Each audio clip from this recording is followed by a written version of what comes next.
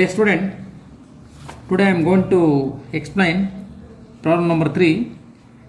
Before we go to problem number 3, a small correction in problem number 2, that is in the 10th transaction. Here salary of rupees 48,000 from ನಾನು previous ಇದರಲ್ಲಿ London employer ಅಂದಿತ್ತು, ಅದನ್ನು correction ಮಾಡ್ಕೊಳ್ಳಿ. Indian employer there ಅಂತದು, Indian employer there ಅಂತಂಥದ್ದು correction ಮಾಡ್ಕೊಳ್ಳಿ. ಓಕೆನಾ, ಆ correction ಮಾಡ್ಕೊಳ್ಳಿ. Okay, ಇದು ಪ್ರೀವಿಯಸ್ ಪ್ರಾಬ್ಲಮಲ್ಲಿ, ಎರಡನೇ ಪ್ರಾಬ್ಲಮಲ್ಲಿ. ನಾವು I am going for the third problem. The third problem ಓದಾಗ ಅಷ್ಟು ಅಗತ್ಯ ಇಲ್ಲ, ಅದನ್ನ ಹಾಗೆ ನಾನು ಸೊಲ್ಯೂಷನ್ಗೆ ಹೋಗ್ತೀನಿ. ನಾನು ದಟ್ ಈಸ್ ಅಲ್ಲೂ ಇಲ್ಲೂ ಪಾಯಿಂಟ್ ಹಾಕ್ಕೊಂಡೋಗ್ತೀನಿ, ಹಾಗಾಗಿ ಇಲ್ಲೇ ಎಕ್ಸ್ಪ್ಲೇನ್ ಮಾಡ್ಕೊಂಡಿರ್ತೀನಿ. That is statement showing computation of total income of mister Gagan for the assessment year 2020 and 21. ಒಂದೊಂದೇ ಹಂಗೆ ಎಕ್ಸ್ಪ್ಲೇನ್ ಮಾಡ್ಕೊಂಡು ಹೋಗ್ಬಿಡ್ತೀನಿ, ಪ್ರಾಬ್ಲಮ್ ಸಾಲ್ವ್ ಮಾಡ್ಕೊಂಡು ಹೋಗ್ಬಿಡೋಣ. Income from agriculture in Punjab. Income from agriculture in Punjab. ಇಲ್ಲಿ ಇನ್ಕಮನ್ನು ಅವರು ಪಂಜಾಬಲ್ಲಿ ಗಳಿಸಿರ್ತಕ್ಕಂಥ ಇನ್ಕಮ್ಮು ಅವನು ಹೇಳ್ತಾನೆ, ಪ್ರಾಬ್ಲಮಲ್ಲಿ ಹೇಳ್ತಾನೆ, that is entire amount is received in London and used for the children's education there. ಅಲ್ಲಿನ ಮಕ್ಕಳು ಎಜುಕೇಷನ್ಗೆ ಯೂಸ್ ಮಾಡ್ತಾನೆ ಅಂತಂದರೆ, ಇಲ್ಲಿ ಅವನೇನಕ್ಕೆ ಯೂಸ್ ಮಾಡ್ಕೊಳ್ಳಿ, Indian agriculture income. Indian agriculture income, entire amount of agriculture income in India is exempt from tax. ಇದಕ್ಕೆ ಯಾವುದೇ ಅಮೌಂಟು ಟ್ಯಾಕ್ಸ್ ಹಾಕಲ್ಲ, ದಟ್ ಈಸ್ ಎಕ್ಸಮ್ ಫ್ರಮ್, ಎಷ್ಟು ಕೋಟಿ ಇದ್ರೂ ಸಹ ಅದು ಎಕ್ಸಮ್ ಫ್ರಮ್ ಟ್ಯಾಕ್ಸ್. ಓಕೆನಾ. Next second one, income from agriculture in Indonesia.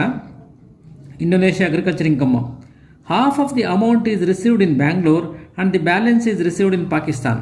ನೋಡಿಲ್ಲಿ 30,000 rupees income from agriculture in ಇಂಡೋನೇಷ್ಯಾದ ಬಂದಿದೆ.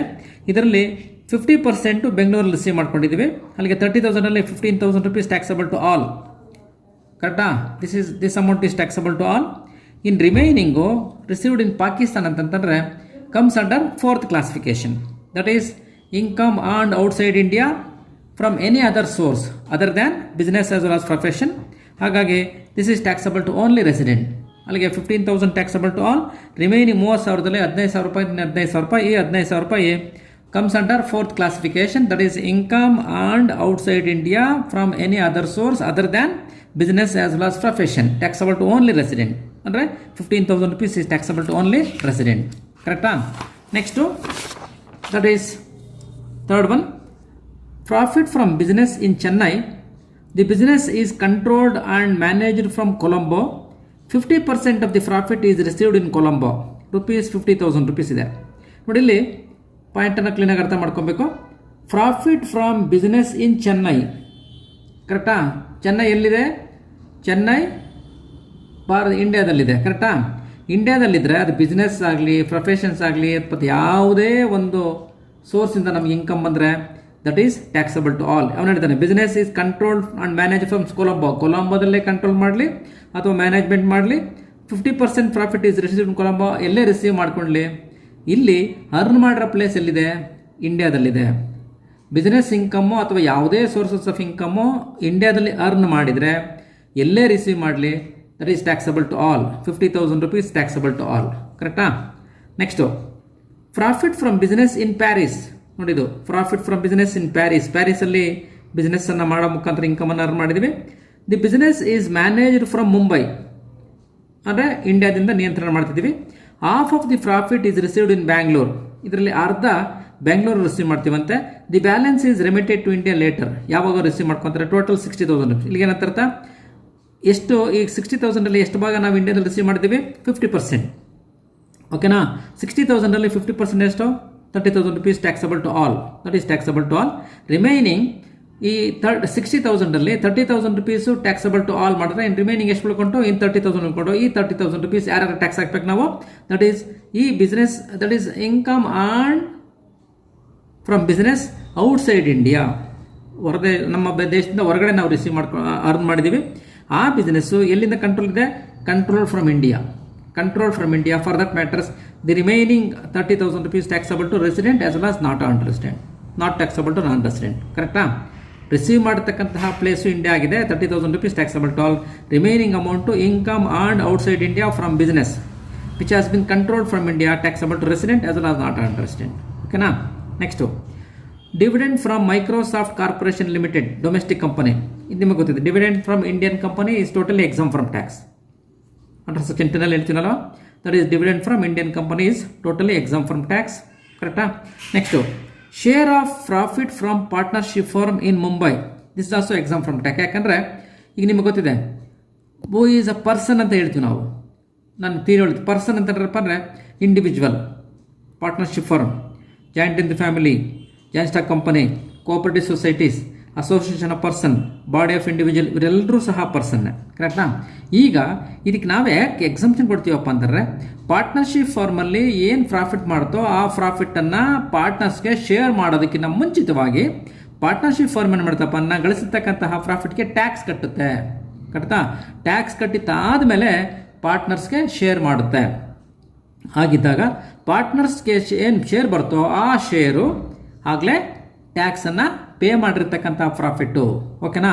ಟ್ಯಾಕ್ಸನ್ನು ಒಂದ್ಸರಿ ಪೇ ಮಾಡಿ ಆಮೇಲೆ ಪಾರ್ಟ್ನರ್ಸ್ಗೆ ಶೇರ್ ಮಾಡಿದ್ರೆ ಆ ಇನ್ಕಮ್ಗೆ ಯಾವುದೇ ಕಾರಣಕ್ಕೆ ಟ್ಯಾಕ್ಸ್ ಕಟ್ಟಾಗತ್ತಿಲ್ಲ. ಯಾಕಂದರೆ ಟ್ಯಾಕ್ಸ್ ಮೊದಲೇ ನಾವು ಕಟ್ಬಿಟ್ಟಿರ್ತೀವಿ. ಹಾಗಾಗಿ ಶೇರ್ ಆಫ್ ಪ್ರಾಫಿಟ್ ನೋಡಿ ಹೇಳ್ತೀನಿ, share of profit from H U F, share of profit from partnership firm, share of profit from joint stock company, share of profit from cooperative society, share of profit from association of person, share of profit from body of individual, ಈ ಎಲ್ಲ ಆರ್ಗನೈಸೇಷನ್ಸಿಂದ ನಿಮಗೆ ಏನೇ share of profit ಬಂದರೆ exam from tax. ಯಾಕೆಂದರೆ ಆ ಎಲ್ಲ ಆ ಫರ್ಮ್ಸ್ಗಳು ಪ್ರಾಫಿಟನ್ನು ತನ್ನ ಕೋ ಪಾರ್ಟ್ನರ್ಸ್ಗೆ ಅಥವಾ ಪಾರ್ಟ್ನರ್ಸ್ಗೆ ಡಿಸ್ಟ್ರಿಬ್ಯೂಟ್ ಮಾಡೋದಕ್ಕಿಂತ ಮುಂಚಿತವಾಗಿ ಮೊದಲೇ ಟ್ಯಾಕ್ಸನ್ನು ಪೇ ಮಾಡಿರ್ತೀವಿ. ನೀವು ಎಫ್ ಎಮ್ ಎಲ್ ಕೇಳಿರ್ತೀರ, ಎಫ್ ಎಮ್ ಎಲ್ ನೀವು ಮಾಡಿರ್ತೀರ. ಓಕೆನಾ? ಹಾಗಾಗಿ that share of profit from partnership firm is exempt from tax. Tax ಹಾಕಲ್ಲ ಇದಕ್ಕೆ. Next, interest on F D in S B I. S B I ಅಂದರೆ ಇಂಡಿಯಾದ ಇನ್ಕಮು. ಹಾಗಾಗಿ that is entire amount is taxable to all and as well as received in India, taxable to all. Okay na? Next, interest on SB account and savings bank account on post office savings bank account. Post office savings bank account ಅಂತ ತಿಳ್ಕೊಳ್ರಿ. ಇಲ್ಲಿ ಅಲ್ಲಿ ಏನು ಹೇಳ್ತೀವಪ್ಪ ಅಂದರೆ, post office savings bank ಅಕೌಂಟಿಂದ ನಾವೇನೇ interest receive ಮಾಡಿಕೊಂಡ್ರೆ for single ಅಕೌಂಟ್ಗೆ up to 3,500 rupees is exempt from tax. For double account up to 7,000 rupees is exempt from tax. ಇಲ್ಲಿ 2,000 ರೂಪಾಯಿ ಮಾತ್ರ ರಿಸೀವ್ ಮಾಡ್ಕೊಂಡಿದ್ದೀವಿ. ಅಪ್ ಟು 3,500 ಎಕ್ಸಮ್ಷನ್ ಇದೆ. ಹಾಗಾಗಿ that is also exempt from tax. ಓಕೆನಾ? ನಾಪಿಟ್ಕೊಳ್ಳಿ, interest on savings bank account in post office, single account ಆದರೆ 3,500 up to 3,500 rupees is exempt from tax. Double account ಆದರೆ up to 7,000 rupees is exempt from tax. ಈಗ ನಿಮ್ಮ ಪ್ರಾಬ್ಲಮಲ್ಲಿ only 2,000 rupees ಇದೆ. That's why the entire amount is exempt from tax. Okay? Next, income from profession in China received there and the profession was set up by India. ಓಕೆನಾ? ಇದು professional income. Professional income and received outside India, that profession was set up by India. India set up ಮಾಡಿದ್ರೆ ಇಂಡಿಯಾದ ನಿಯಂತ್ರಣ ಇದೆ. ಹಾಗಾಗಿ ಏನು ಮಾಡ್ತೀವಿ ನಾವು, taxable to resident as well as not resident. ನೋಡಿ, 12,000. ಕರೆಕ್ಟಾ? Next, gift in foreign currency from relatives received in India, this is also exempt from tax. ನೋಡಿ, ರಿಲೇಟಿವ್ಸ್ ಕಡೆಯಿಂದ ನೀವೇನೇ ಗಿಫ್ಟು ಇನ್ ಕೈಂಡ್ ಆಗಲಿ ಇನ್ ಕ್ಯಾಶ್ ಆಗಲಿ, ರಿಲೇಟಿವ್ಸ್ ಕಡೆಯಿಂದ point ತಿಳ್ಕೊಳ್ಳಿ, relatives ಕಡೆಯಿಂದ ನೀವೇನೇ ಗಿಫ್ಟನ್ನು ರಿಸೀವ್ ಮಾಡಿಕೊಂಡ್ರೆ on the occasion of marriage ಆಗ್ಬೋದು, on the occasion of birthday ಆಗ್ಬೋದು, ಯಾವುದೇ ಅಕೇಶನ್ಸಲ್ಲಿ ರಿಲೇಟಿವ್ಸ್ ಕಡೆಯಿಂದ ಗಿಫ್ಟು ರಿಸೀವ್ ಮಾಡಿಕೊಂಡ್ರೆ entire amount is exempt from tax. ಅದೇ ನಾನ್ ರಿಲೇಟಿವ್ ಕಡೆಯಿಂದ ರಿಸೀವ್ ಮಾಡಿಕೊಂಡ್ರೆ up to 50,000 rupees exempt from tax. ಓಕೆನಾ? ಇಲ್ಲ ಹೋದರೆ ಅದಕ್ಕಿಂತ ಮೋರ್ ದ್ಯಾನ್ ದಟ್ ಆದಾಗ ಟ್ಯಾಕ್ಸ್ ಹಾಕ್ತೀವಿ. ಇಲ್ಲಿ ರಿಲೇಟಿವ್ಸ್ ಕಡೆಯಿಂದ ಬಂದಾಗ that entire amount is exempt from tax. ಅದಕ್ಕೆ ಟ್ಯಾಕ್ಸ್ ಹಾಕಕ್ಕೆ ಹೋಗಲ್ಲ. ಓಕೆನಾ? ನಾವು ಇಟ್ಕೊಳ್ಳಿ, gift from relatives entire amount is exempt from tax. Gift from non relatives up to ₹50,000 exempt from tax. More than that taxable. ಓಕೆನಾ? Next 11th one, interest on debentures of a company at London which is received in India. ನೋಡಿ, debenture interest ಲಂಡನ್ನಲ್ಲಿ ನಾವು ತೊಗೊತೀವಿ, but receive ಮಾಡಿರೋದಲ್ಲಿ ಇಂಡಿಯಾದಲ್ಲಿ receive ಮಾಡಿದ್ದೀವಿ ಅಂತ ತಕ್ಷಣ ಏನು ಮಾಡ್ತೀವಿ, taxable to all. 6,000. This is taxable to all. Okay? Next point ತೊಗೊಬೇಕು, ರಿಸೀವ್ ಮಾಡೋ ಪ್ಲೇಸ್ ಇಂಡಿಯಾ ಆಗಿದ್ರೆ ಟ್ಯಾಕ್ಸಬಲ್ ಟು ಆಲ್, ಅರ್ನ್ ಮಾಡೋ ಪ್ಲೇಸ್ ಇಂಡಿಯಾ ಆಗಿದ್ರೆ taxable to all. Income from business as well as profession and outside India which has been controlled from India, taxable to resident as well as not resident. Next, ಬೇರೆ ಯಾವುದೇ ಸೋರ್ಸಿಂದ ಬೇರೆ ದೇಶದಲ್ಲಿ ಇನ್ಕಮನ್ನು earn ಮಾಡ್ಕೊಂಡಿದ್ರೆ ಆಗ taxable to only resident. Next past and tax foreign income brought into India during the previous year not taxable. ಓಕೆನಾ, ಈಗ ಆ ಪಾಯಿಂಟನ್ನು ಜ್ಞಾಪಿಟ್ಕೊಳ್ಳಿ. Next last one, interest received from mister X a non resident Indian. ಯಾಕಂದರೆ non resident Indian ಅವರು a loan provided to him to run a business in India. ಅಂದರೆ ಇಂಡಿಯಾದಲ್ಲಿ business ಮಾಡೋ ಮುಖಾಂತರ ನಾನ್ ರೆಸಿಡೆಂಟ್ ಅವರು ಇಂಡಿಯಾದಲ್ಲಿ ಬಿಸ್ನೆಸ್ ಮಾಡ್ತಾರೆ. ಆ ಇಂಡಿಯಾದಲ್ಲಿ ಬಿಸ್ನೆಸ್ ಮಾಡೋಕ್ಕೋಸ್ಕರ ನಾವೇನು ಮಾಡಿದ್ದೀವಿ, ಲೋನ್ ಕೊಟ್ಟಿದ್ದೀವಿ. ಆ ಲೋನ್ಗೆ ನಾವು ಇಂಟ್ರೆಸ್ಟ್ ರಿಸೀವ್ ಮಾಡ್ತೀವಿ. ಓಕೆನಾ, ಇಂಟ್ರೆಸ್ಟ್ ರಿಸೀವ್ ಮಾಡಿದಾಗ ಇನ್ಕಮ್ ಅರ್ನ್ ಮಾಡಿರೋದಲ್ಲಿ ಇಂಡಿಯಾದಲ್ಲಿ for that matters taxable to all 5,000. ಕರೆಕ್ಟಾ? ಅರ್ಥ ಆಯ್ತಲ್ಲ? ಈಗ ಟೋಟಲ್ಲು ಇಫ್ ಈಸ್ ರೆಸಿಡೆಂಟ್ ಆದರೆ 1,73,000 rupees ಟೋಟಲ್ ಇನ್ಕಮ್ ಆಗುತ್ತೆ ಟ್ಯಾಕ್ಸಬಲ್. ಅವನು ನಾಟ್ ಆನ್ ರೆಸಿಡೆಂಟ್ ಆದರೆ 1,58,000 ಆಗುತ್ತೆ. ನಾನ್ ರೆಸಿಡೆಂಟ್ ಆದರೆ 1,16,000 rupees ಟ್ಯಾಕ್ಸ್ ಕಟ್ಟಬೇಕಾಗುತ್ತೆ. ಓಕೆನಾ? Right, this is A third problem. Okay.